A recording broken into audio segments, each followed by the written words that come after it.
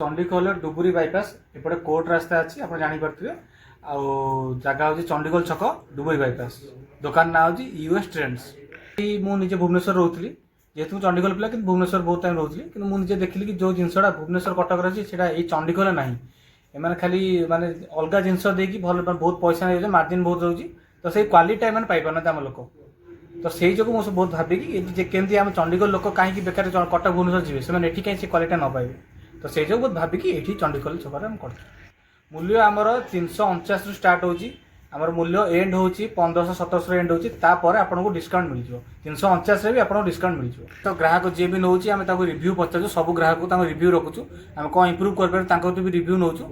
भल रिव्यू अच्छी कि भाई ये जिनसा आम एरिया ना जोड़ा तुम जी जिन रखिच आम एरिया गोटे भी से जिन पाइबुनु तो से जो किसी यूनिक ही रखीचु से जो आम से दुकान ठीक ठाक भल चलती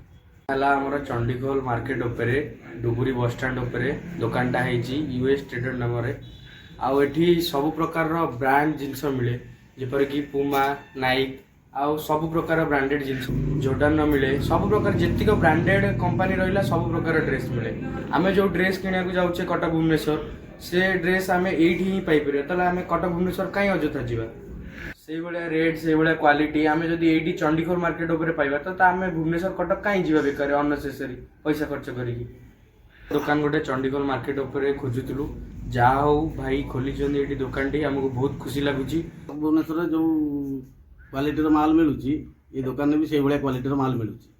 आम पसंद ये दुकान आसिक नौ रेट भल अच्छी